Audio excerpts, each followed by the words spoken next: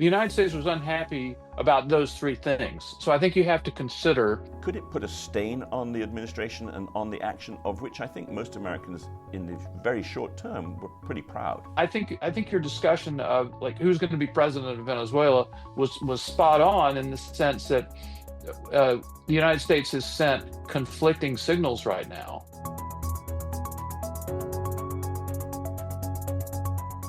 Welcome to Political Perspectives. I'm Hugo Gurdon, Editor-in-Chief of The Washington Examiner. If you're joining us on YouTube, please like and subscribe to our channel, which is growing fast. I am joined, as usual, by Byron York, the Chief Political Correspondent for The Examiner. And Byron, the big, huge news of the week is the American action in Venezuela and the seizing of Nicolás Maduro. And what I want to get to immediately is what Trump said after that seizure, which is that America would run Venezuela. We are going to run the country until such time as we can do a safe, proper, and judicious transition. And it has to be judicious because that's what we're all about. It's a striking word. What did he mean by that? Well, it's been several days since he said it, and we don't know exactly what he does mean by that. Now, administration figures have explained that it does not mean that the United States is going to, appoint a viceroy of Venezuela and will appoint all the local officials and will rewrite their laws and just do this whole colonial thing. That's not what is going to happen. It's clear that the United States was unhappy with Venezuela for a number of reasons. One, for narcotics trafficking, mostly cocaine, not fentanyl, mostly cocaine. Two, for mass migration. You have to remember when Trump first came in office and sent a number of imprisoned illegal immigrants to that notorious prison in El Salvador, most of them were Venezuelans. And Trump was angry about Venezuela sending us their worst. And the last is foreign adversaries getting a foothold, like China, Russia, others, Iran, getting a foothold in Venezuela. So the United States was unhappy about those three things. So I think you have to consider that whatever the Trump administration decides to do in Venezuela is going to be designed to fix those three problems. And Marco Rubio has said that the United States will use oil, it's basically U.S. control over the Venezuelan oil industry, to pressure them to do the right things on all these various issues. But that's to me the best explanation I have right now of what we plan to do in Venezuela. America's enemies, Russia, you've mentioned, China, you've mentioned, and conceivably others, will try and make Venezuela that awful thing in the American public view, a quagmire. If they do that, and it could prevent or slow what President Trump referred to as a transition, that would be pretty damaging, wouldn't it? Oh, it would be. I mean, when my first thought when Trump said we're going to run the place was this is nation building. And if it turns into nation building, we had a terrible experience with that in Iraq and with Afghanistan. And it is if Trump promised not to do anything, it was to get the United States involved in a nation building project again. And so I don't think it is necessarily going to be nation building. But what is done in Venezuela that I was just talking about really has to be done quickly. Yeah. Because if Trump is still trying to get this together 6 months from now, and the midterms are coming in November, I think all of his adversaries, not just foreign adversaries, but political adversaries at home, will be saying that he's gotten bogged down in Venezuela and he's engaged in some crazy nation building scheme there, yeah. And they'll have a point. So yeah. That would be a really bad thing. There's a big irony in the change of rhetoric that one sees about a major American intervention like this. A generation ago, when America intervened in Iraq, the leadership was at pains to point out that this was all about trying to install liberal democracy. It had nothing to do with oil. What you see in Venezuela, or with the Venezuelan action, is they're really at pains to make sure that they're not saying this is all about installing democracy, it's about the oil. Does that suggest a new realism or a new cynicism or something in American foreign policy? Well, I think it suggests Donald Trump's worldview. You know, he's mentioned oil. He mentioned oil all the time in the Iraq War that you just alluded to. He talked about the United States made a mistake in not getting the oil out of that. And if you talk to him and listen to him, his plans for dealing with inflation in the United States, it's all about energy. It's all about cheaper oil, basically, because cheaper transportation, cheaper oil makes for lower prices all across the board. So, I mean, that's the way Donald Trump views the world.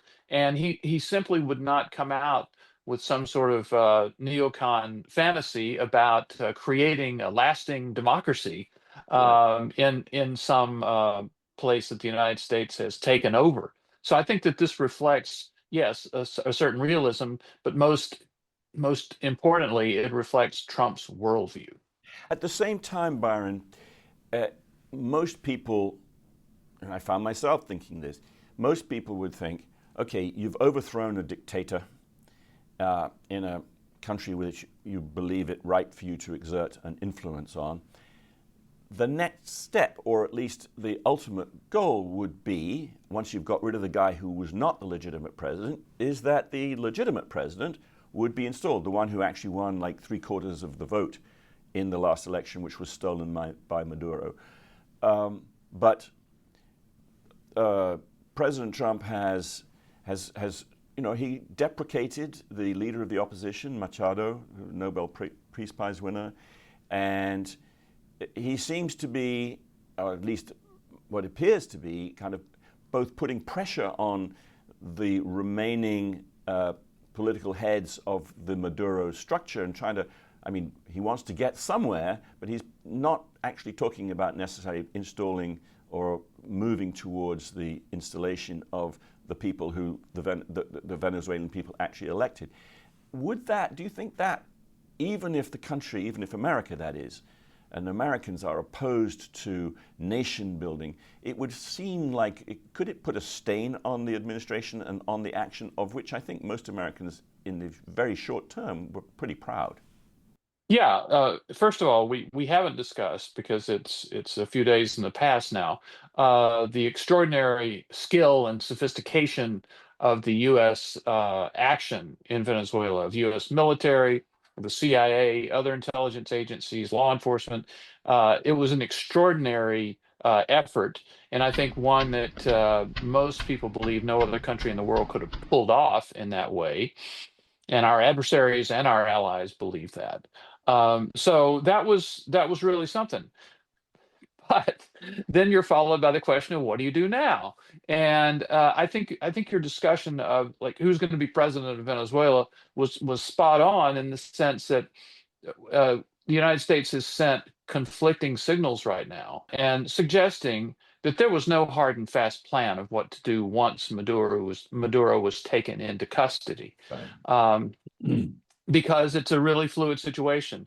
Now, one person we have to think about, I've mentioned Trump several times because, of course, he's running this whole thing. But a very, very important voice in this is the Secretary of State, Marco Rubio, who is very interested in Venezuela and will, I think, be advocating uh, some sort of pretty clear path pretty soon. I watch him a lot as far as this is concerned, because not only does he want to get, I think, Venezuela for the three things we talked about before: narcotics trafficking, and et cetera, but he also sees Venezuela as kind of the last prop holding up the Cuban regime. Right. And then if you kick out that prop, then the Cuban regime falls. And on Air Force One the other day, Trump said that he was asked, "Are you going to attack Cuba?" Are you considering U.S. action in Cuba? We're not. I think it's just going to fall.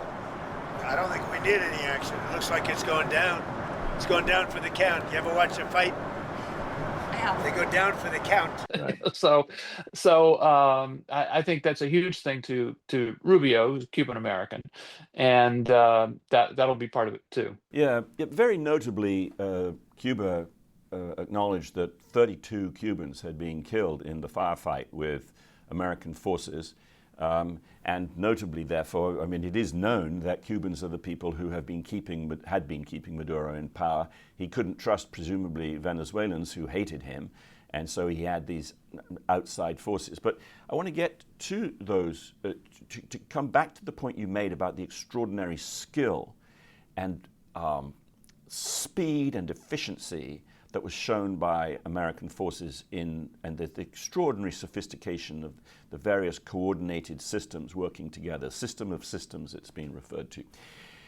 There has been analysis, but it seems to me to grow out of bitter never-Trumpism, that somehow the aggressive assertion of the Monroe Doctrine by Trump, making it clear to the other nations all over the world that America will dominate its sphere of influence in the Western Hemisphere. Some people have said, that's a signal that Russia can have Ukraine and China can have Taiwan. And that seems to me implausible and a somewhat skewed analysis. And it's much more likely that China and Russia will look at the way in which American forces were able pretty much to brush aside Russian and Chinese defense systems put in place by Venezuela and extract the head of the government within the space of about 2 hours. And that's going to give them much more pause, I would have thought, about crossing America, rather than seeing it as a signal that they can get on with what they want in their own sphere of influence. Yeah, I think it is. I think declaring that the United States is basically in control of the entire Western Hemisphere, you do not cross us in the Western Hemisphere, does not mean that the United States is not going to be involved in other parts of the world. I mean, that's clear. On the skill and on the example this sets for other nations, possibly hostile nations, there's something I worry about, and I haven't seen it examined enough. But I think all non-nuclear nations looked at this and said, wow, there is nothing. If the United States wants to do something like this in our country, there is nothing we can do to stop them. If we have some super duper Russian and Chinese anti-aircraft or other security equipment, it ain't going to work. Right. Somehow the Americans can get around it. And I think it would, but in the nuclear powers, especially China and Russia, it creates the idea that in the end, our only security against the United States is that we possess nuclear weapons, right, and that we can that they really are a deterrence for the United States messing with us too much. And I do, worry that strengthens that mindset. I think I saw it attributed to Medvedev, who was the Russian leader for a little while. Yeah, and so I do think that's a dangerous thing. When you have Russia at war in Ukraine and China just always a question mark. But in terms of conventional power, all the non-nuclear powers in the world, they look at this and say, don't really mess with the United States. Yeah. No, I saw that as well, about how the only deterrence now is not, the only deterrence really is having nuclear weapons. So there is the possibility that this will stimulate a nuclear arms race, smaller nations, particularly the rogue states that anyway want these weapons, to race in order to get them. And finally, Byron, just one of the things that I think would be,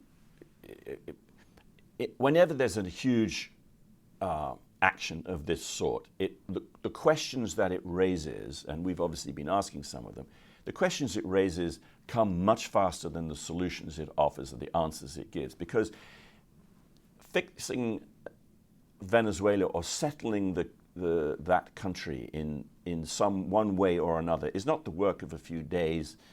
It's the work of many, many weeks, possibly months. And so it would be wise, wouldn't it, for most people to say there needs to be a little bit of leeway, not a forever kind of leeway, but there needs to be a little bit of leeway to see how the administration, how the president, how Marco Rubio and others actually proceed towards that transition before one either condemns or lauds it, right? Well, that's very good advice for an ideal world, but we're in a hyper politicized situation domestically here in the United States. Midterm elections are coming up. Democrats have already been very free, felt very free to criticize this. You just saw Chuck Schumer, the Senate Democratic leader, going on and on about how Trump doesn't have a plan, and he just sort of went into this with, with no idea what he was going to do. So I think that yes, of course, the United States needs some time to put this together. But I do not think that Trump's political adversaries are going to give it to him because they're trying to defeat him. Yeah. And if Democrats happen to win control of the House, they may try to remove him again. Right. So I just don't think anybody's going to be calm and understanding about this. No, they certainly are not. And we've seen, and this is a sort of final thought, Byron, we've seen many a Democrat, you mentioned Chuck Schumer, but there's also Senator Chris Murphy and Pete Buttigieg, who are saying things which are of so contrast with what they were saying before. It's a remarkable sight to see them turn on a dime, and having criticized Trump for not getting rid of Maduro, now they criticize him for having done so. And it's no doubt that sets the kind of conversational tone that we're going to see over the course of right through up to the election if Trump, as it were, allows it by not getting this sorted. Anyway, thanks very much for being with me, Byron. Thank you all, viewers, for joining us on Political Perspectives. Make sure to tune in again in a week's time for the next edition of Political Perspectives.